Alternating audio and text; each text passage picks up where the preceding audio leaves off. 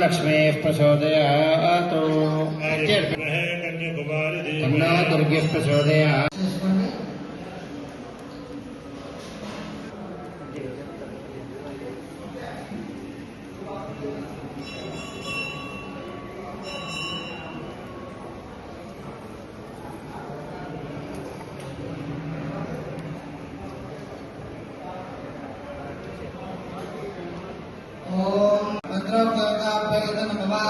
ओम गौरी सर्वे द्विपदे साचुष्पदे अष्टापदे नवपदे नवोषे सहस्राक्षराभ्यमेभ्यं स्वाहा कात्यायनां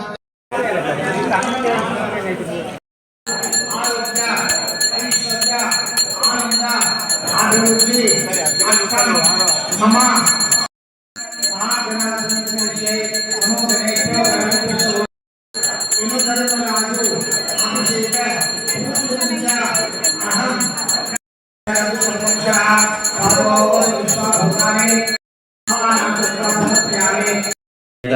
कृष्णवेदावते सत्वनापते नमः नमः सहमानाय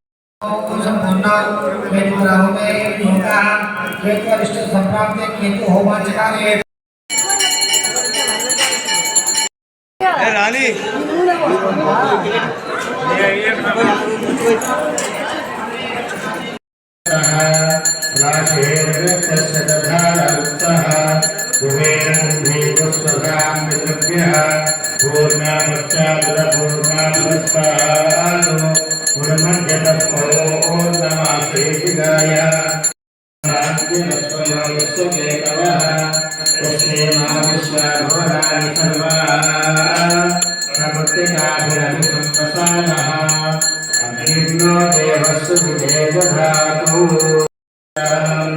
कुंभहारण्यं संदर् श्रीराष्ट्रश्रियामकेतयामातुं सुजामसे मालायुं सेव्यातवेदं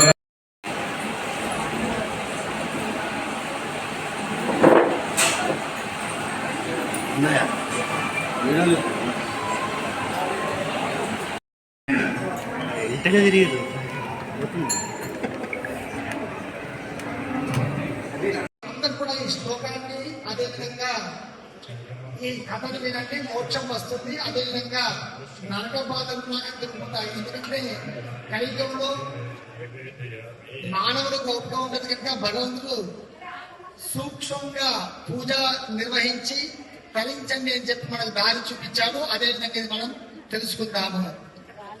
పవనాశనం పీఠాయ గౌతమి తీరవాసనే శ్రీమద్ ధర్మపురీషాదం నృసింహాయ నమః. ఈరోజు కార్తీక శుద్ధ ద్వితీయ, దీనిని మరి యమద్వితీయ అంటారు. ఈరోజు భగిని హస్త భోజనం అంటే అన్న కాని తమ్ముడు కాని సోదరునికి వెళ్ళి అక్కయ్యకి వెళ్ళి చెల్లెకి వెళ్ళి భోజనం చేస్తారు.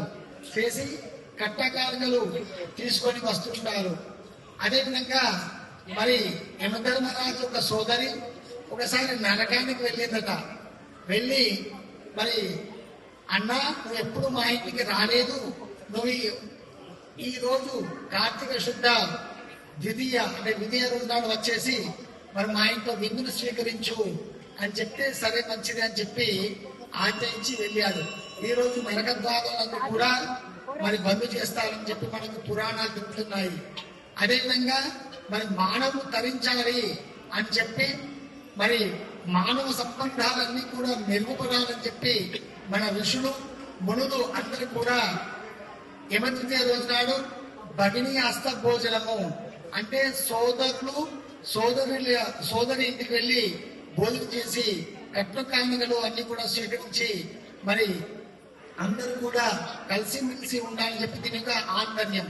అదేవిధంగా ఈ రోజు ధర్మపురి క్షేత్రంలో మరి నరసింహస్వామి దేవాలయ ఆలయ ప్రాంగణంలో వెలుసున్న యమధర్మరాజుకు యమద్వితీయ శుభ సందర్భంగా విశేషమైన పూజ, నమ్మక చెమ్మకంతో అభిషేకము, అదేవిధంగా ఆయుష్ హోమము, త్రయంబక హోమం నిర్మించబడ్డాయి.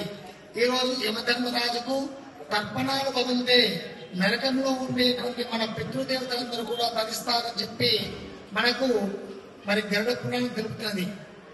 ఏమిటి ఈ తర్పణాలు అంటే, ముందుగా యమధర్మరాజుకి ఎన్ని పేర్లు ఉన్నాయో మనం తెలుసుకుందాం. యమధర్మరాజుకు అష్టోత్తరం అనేటువంటి ఉండదు. కావున ముఖ్యమైన యమద్వితీయ రోజు నాడు ఈ తర్పణాలు వదిలి ఎవరైతే యమధర్మరాజుకు నువ్వుల నూనెతోటి దీపం పెట్టారో వారికి నరక బాధలు ఉండవు. యమాయ నమః, ధర్మరాజాయ నమః, మృత్యవే నమః, అనంతకాయ నమః, అంతకాయ నమః, వైవస్వతాయ నమః, కాళాయ నమః, సర్వభూత క్షయాయ నమః, ఔదుంబరాయ నమః, దగ్ధాయ నమః, నీలాయ నమః, పరమేశ్వరే నమః, వృకోదరాయ నమః, చిత్రాయ నమః, చిత్రగుప్తాయ నమః. ఈ 14 పేర్లతోటి మరి ప్రార్థన చేయాలి. అదేవిధంగా యమం తర్పయామి, ధర్మరాజం తర్పయామి, మృత్యుం తర్పయామి, అంతకం తర్పయామి, వైవస్వం తర్పయామి, కాళం తర్పయామి, సర్వభూతక్షయం తర్పయామి, ఔదుంబరం తర్పయామి, దగ్ధం తర్పయామి, నీలం తర్పయామి, పరమేశ్వరం తర్పయామి, వృకోదరం తర్పయామి, చిత్రం తర్పయామి, చిత్రగుప్తం తర్పయామి అని ఈ 14 తర్పణాలు వదిలి యమధర్మరాజుకు ఎవరైతే దీపాన్ని సమర్పిస్తారో వారికి అపమృత్యు దోషాలను కూడా తొలగిపోతాయి. అదేవిధంగా నరకంలో ఉండేటువంటి పితృదేవతలు, ఎందుకంటే పితృదేవతలు ధరించకుంటే జాతకంలో పితృదోషాలు ఉంటాయి, పైతృక దోషాలు ఉంటాయి. కావున నరకలోకంలో ఉండేటువంటి పితృదేవతలందరూ కూడా స్వర్గానికి వెళ్తారు. అదేవిధంగా యమధర్మరాజు పుణ్యాత్మను మరి ఏ విధంగా కనిపిస్తారు? శుద్ధ స్ఫటిక సంకాశం, శుద్ధ స్ఫటికంగా తెల్లగా కనిపిస్తాడట, అందంగా కనిపిస్తాడట. అదే పాపాత్మకు మాత్రం నల్లగా భయంకరంగా కోరతోటి దున్నపోతు మీద కూర్చున్నట్టు కనిపిస్తాడు. కావున యమధర్మరాజు ఎవరి అంశనయ్యా అంటే ఈశ్వరుడు శంకుని యొక్క అంశనే. శంకుడు వర్ణించాడు. మృత్యుకు అధిపతి ఎవరు? యమధర్మరాజు. ఆ యమధర్మరాజు ఎవరు అధిపతి? ఈశ్వరుడు అంటే నరసింహస్వామి. ధర్మపురి క్షేత్రానికి వచ్చేసి గోదావరి స్నానం చేసి ముందుగా యమధర్మరాజుకు దీపాన్ని సమర్పణ చేసి నరసింహస్వామి యొక్క అనుగ్రహాన్ని పొంది సుఖంగా ఉంటారని చెప్పి మరి అందరూ కూడా తగిస్తారని చెప్పి కోరుతున్నాము. ఈ రోజు ధర్మపురి క్షేత్రంలో యమద్వితీయ శుభ సందర్భంగా విశేషమైన ఆరాధన హోమం జరిగింది.